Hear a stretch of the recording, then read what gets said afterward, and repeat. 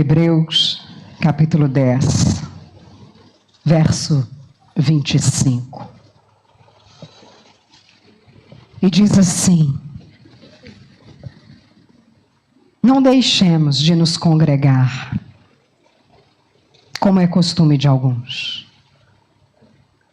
Pelo contrário, façamos admoestações, ainda mais agora que vocês veem que o dia se aproxima. O dia se aproxima. Coloque a mão sobre a sua Bíblia e peça ao Senhor. Mais uma vez, nós fomos alimentados, preparados por esses cânticos espirituais, um presente celestial. Mas o Senhor quer colocar a semente no mais fundo do seu coração. Quem tem ouvidos para ouvir, ouça. Comece a dizer: Deus, abra o meu coração.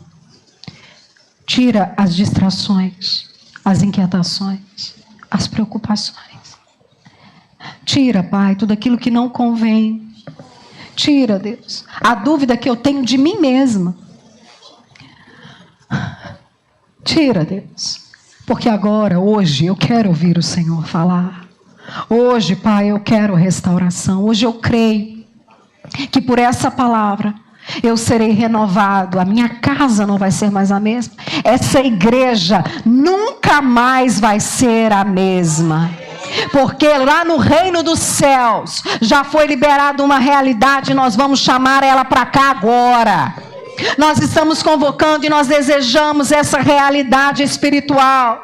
Nós desejamos viver aquilo que no céu já está liberado para nós. Por isso nos livra da incredulidade, nos livra do engano, nos livra da mentira, nos livra, meu Pai, da surdez e enche-nos do Teu Espírito Santo, porque hoje nós somos lenha e o Senhor vai responder com fogo a nossa oração. Em nome de Jesus, Pai, abra o nosso entendimento para a Tua honra e para a Tua glória. Aleluia. Glorifique a Deus e tome o seu lugar.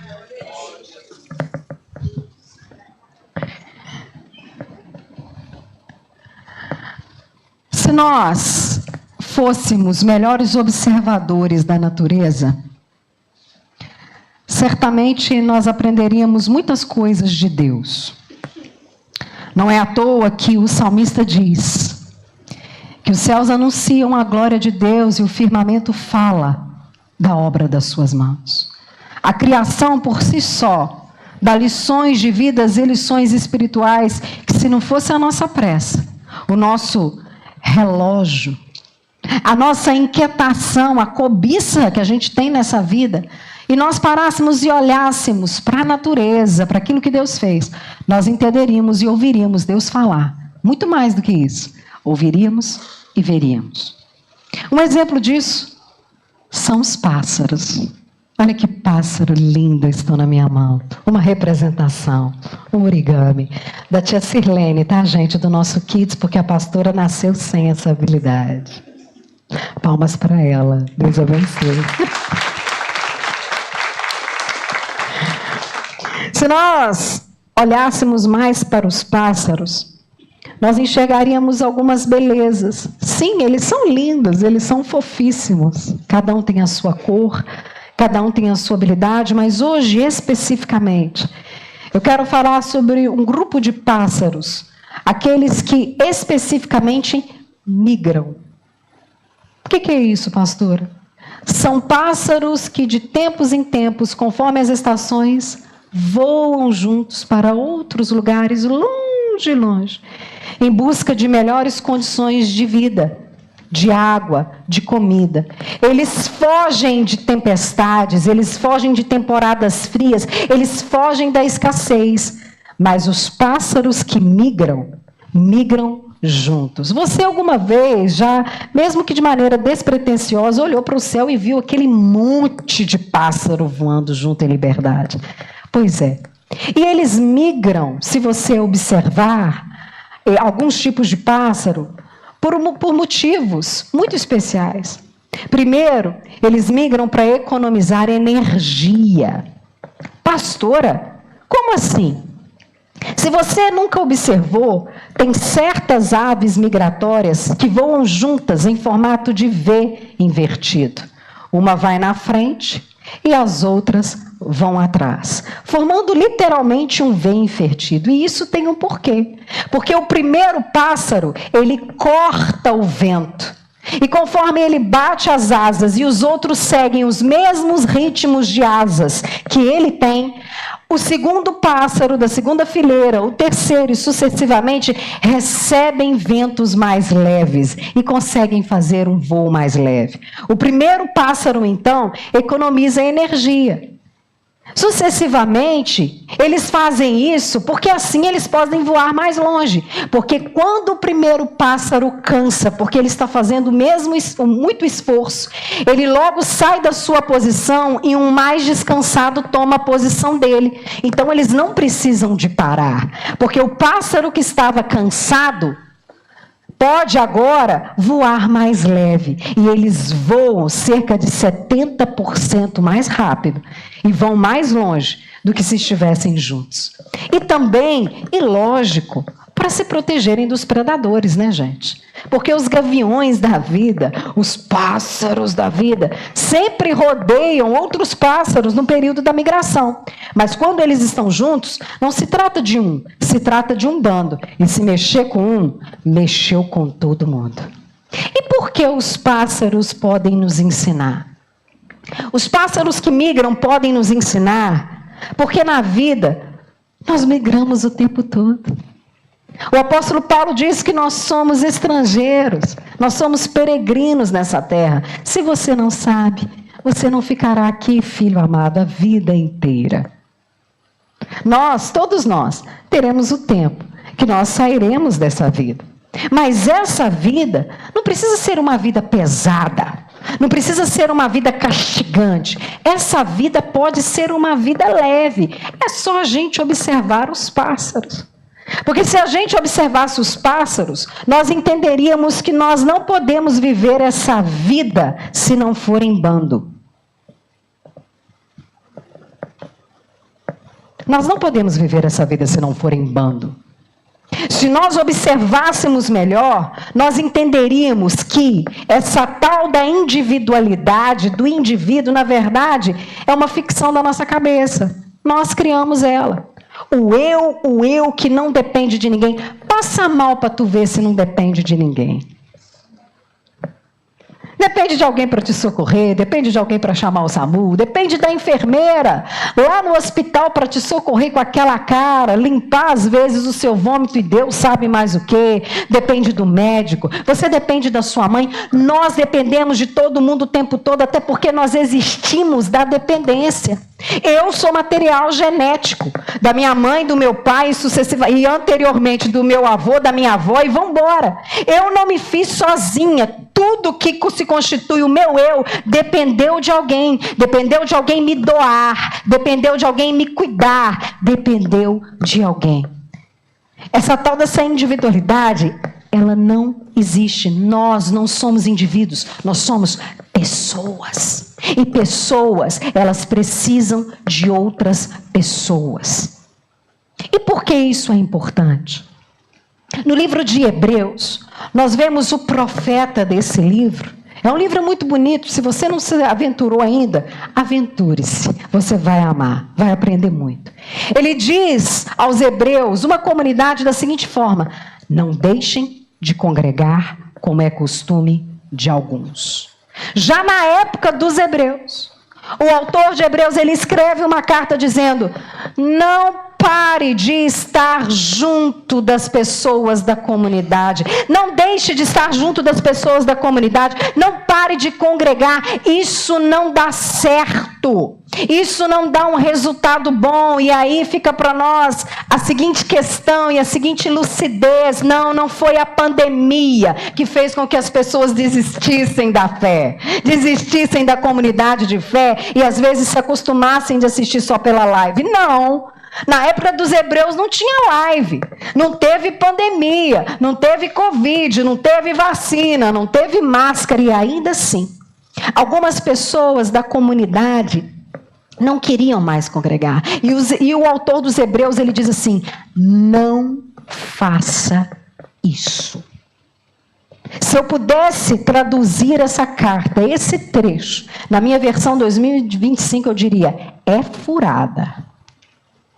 Você está suscetível a ser tragado, você está suscetível a sofrer coisas que você não precisa sofrer.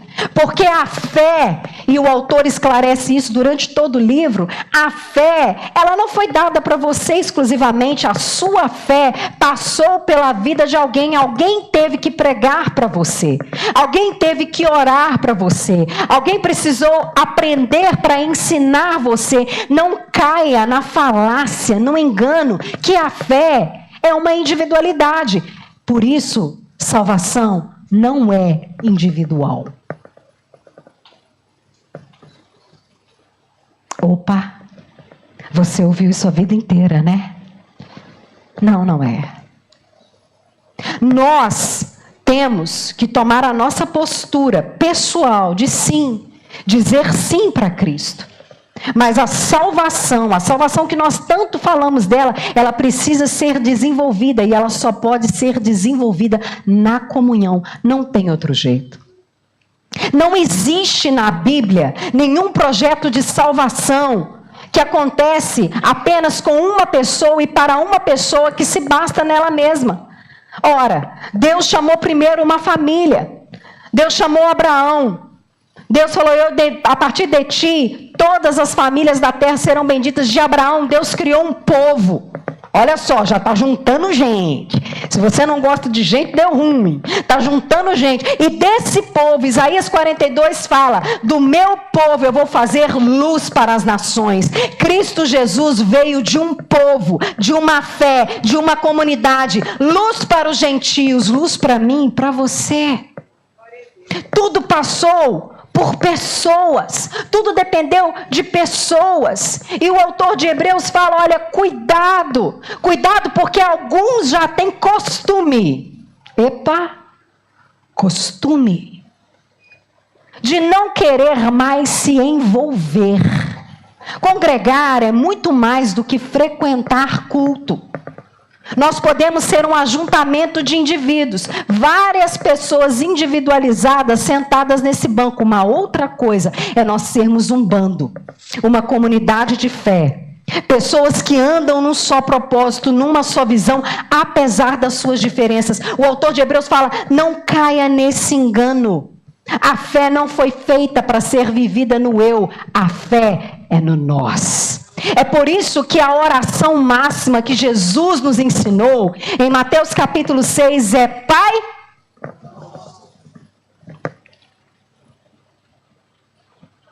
é Pai de uma comunidade. Deus é Deus de um povo. Jesus é pastor de um rebanho e não de uma ovelhinha só. Nisso, o autor de Hebreus, durante toda a carta, nos mostra por que devemos então andar em bando, pássaros lindos de Jesus. Por que devemos então congregar? E ele diz assim: nós devemos congregar primeiramente. Se você não está com a sua Bíblia, pode pegar ela que nós vamos dar um passeio nela hoje. Nós devemos congregar primeiramente para nos proteger da dureza provocada pelo pecado. Hebreus capítulo 3, versículo de número 13.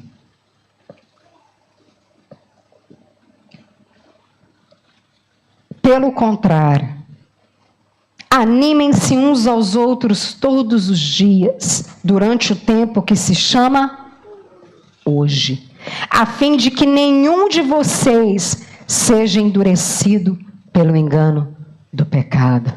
O que Hebreus está dizendo para nós, o autor, o pastor de Hebreus, é: quem fica fora do engajamento, pássaro que não voa junto do bando, ele se torna presa fácil para o pecado. Ele começa a naturalizar coisas que são pecaminosas, coisas que nos afastam de Deus. Pastor, o que é pecado? Pecado é o que nos afasta de Deus. Deus não deseja se afastar de nós nunca. Deus não é o nosso pai, a nossa mãe, que quando a gente quebrava um copo fazia cara feia para nós, não. Deus, ele não quer que a gente peque porque faz mal para a gente.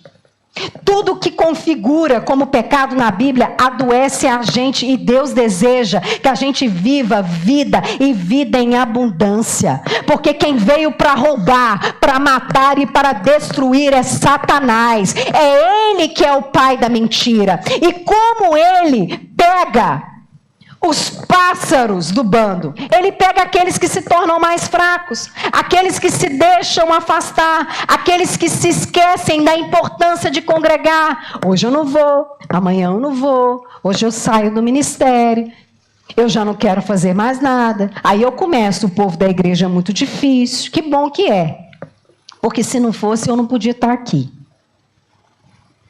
Porque na igreja existe gente cheia de defeito. Certa feita, uma menina, ela era parente minha, tá, gente? Só para não escandalizar vocês. Ela foi para a cidade de Viçosa e ela precisava de uma república, e eu consegui uma república para ela com as meninas da igreja.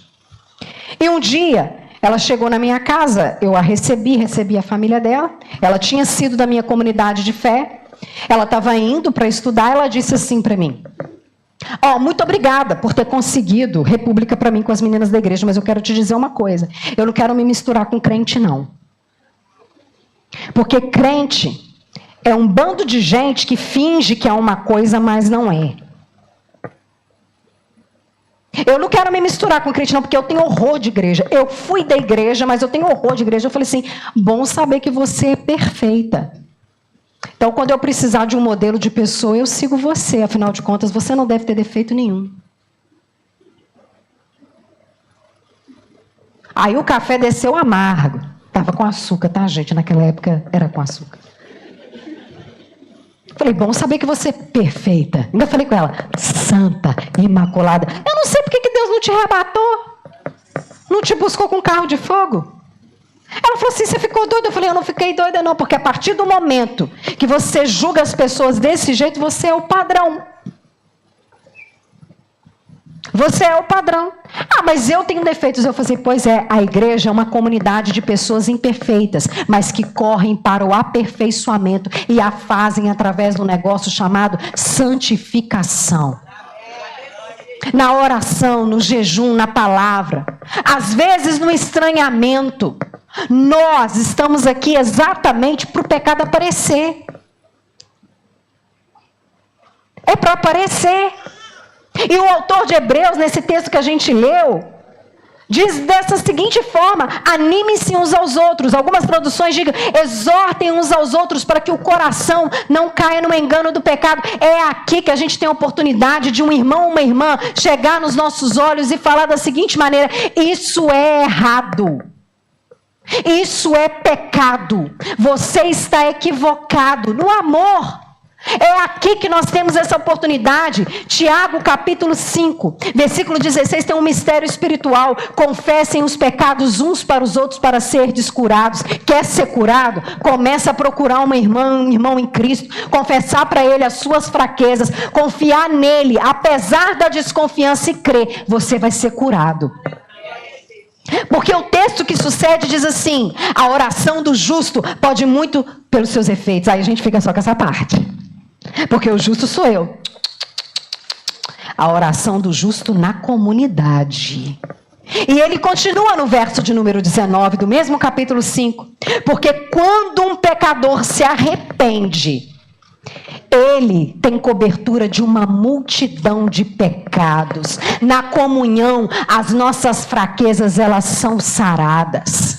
Só que a gente tem que parar e perder o medo de se expor. Porque se trata disso.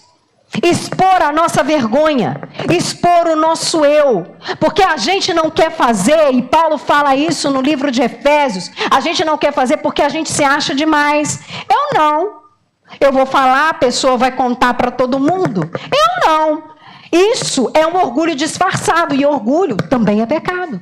Aqui nós temos a oportunidade de edificar a vida uns dos outros, e é só na comunidade que isso acontece. Sabe por quê, gente? Eu não tenho essa capacidade de olhar para mim mesma com tanta clareza. Pastora, que isso? Você não estuda teologia? Pois é, não veio essa na grade do curso. Eu dependo de pessoas, eu dependo do meu marido para falar, amor, eu te amo, mas você está... Eu dependo de vocês, eu dependo da oração de vocês, eu dependo da súplica de vocês, eu dependo do amor de vocês, eu dependo do pastoreio de vocês. Porque pastorado é para além daquilo que uma pessoa faz, a comunidade faz, porque existe cuidado. Aqui nós devemos nos importar com todo mundo e aqui nós somos curados. E aí ele continua. Nós devemos congregar sempre para vencer, gente, um negócio que pega a gente direto. Desânimo. Hebreus capítulo 10. Abra comigo se você puder. A partir do verso de número 32.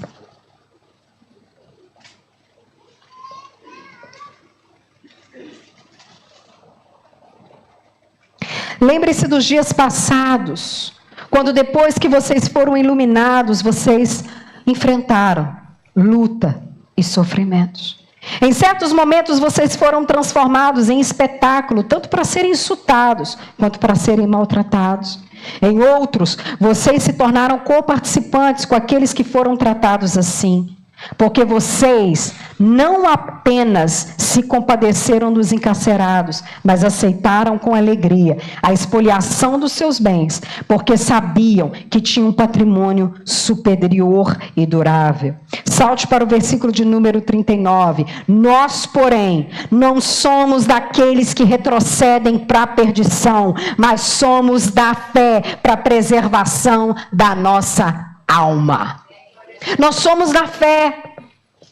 E esse espaço que nós chamamos de comunhão, não só de estar na igreja, mas de estar envolvido na igreja, estar envolvido com os irmãos, ter amizade com os irmãos. A coisa mais absurda do mundo é as nossas maiores e melhores amizades não serem da comunidade de fé, das pessoas que batalham as nossas batalhas. Por isso que às vezes o desânimo vem, e ele vem mesmo, porque as lutas da vida, gente, elas estão aí. O sol nasce sobre justos e injustos. As pessoas morrem, a gente enfrenta luto, o dinheiro vai, alguns amigos se vão.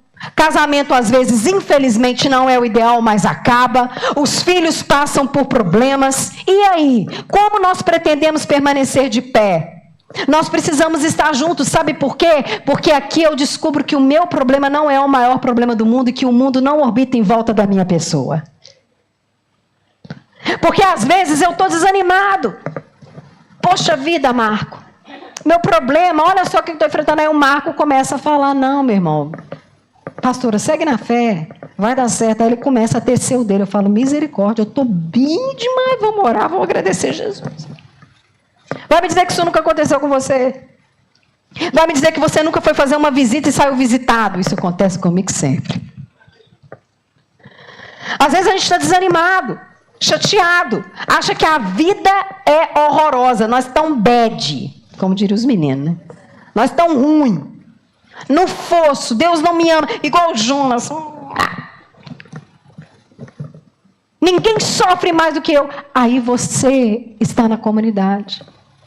Aí você de repente está num culto e vê aquele irmão que tem uma situação que você sabe que é muito pior do que a sua, de mãos levantadas e dizendo: Santo, Santo é o Senhor Todo-Poderoso, Criador dos céus e da terra. Deus todo, louvando a Deus com todo afinco. Você olha para uma pessoa que você tem problema no joelho, mas ela tem na coluna, no joelho, ela tem pneumonia, problema no coração. Ela vem para a igreja até quebrada, mas chega aqui, ela é revigorada do poder do céu. E isso te anima, meu filho.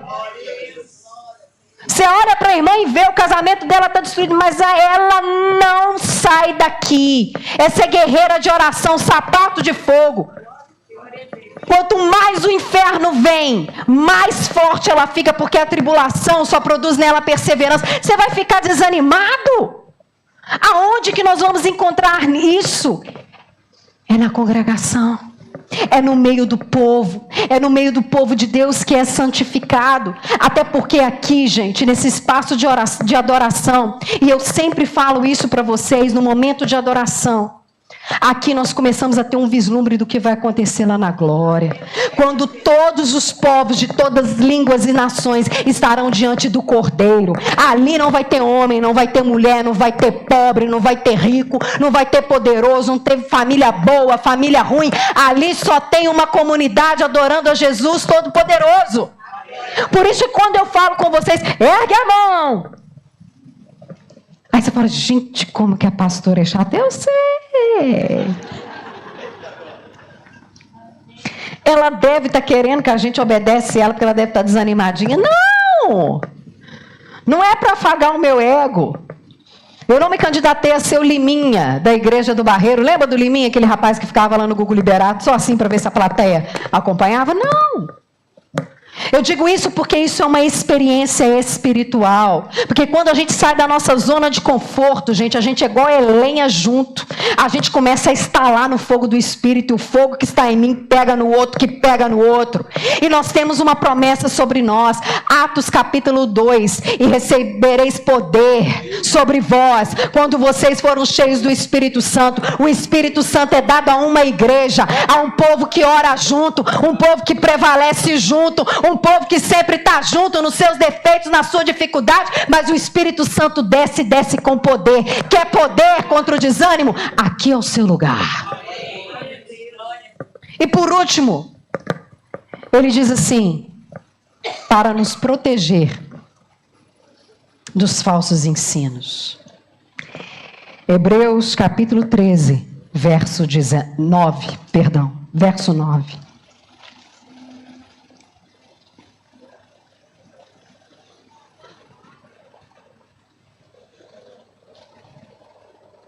Não se deixem levar por doutrinas diferentes e estranhas, porque o que vale é ter o coração confirmado com a graça e não com alimentos que nunca trouxeram proveito aos que se preocupam com isso. Ensino mentiroso. O diabo não precisa que a gente saia da igreja para levar a gente para o inferno. Não.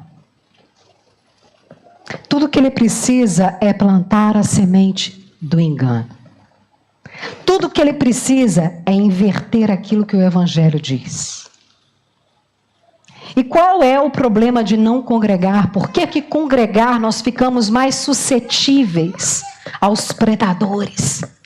Porque quando nós não congregamos, nós não estamos submissos a ninguém. E isso é o perigo do que nós chamamos de autopastoreio. Eu me basto em mim mesmo. E aí está o YouTube para poder provar.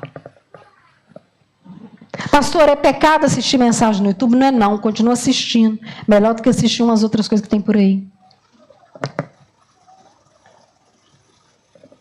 Só que nós não podemos ser pastoreados por eles. A comunidade, ela revela a vida das pessoas e nós temos que olhar para a vida das pessoas, não para aquilo que ela diz.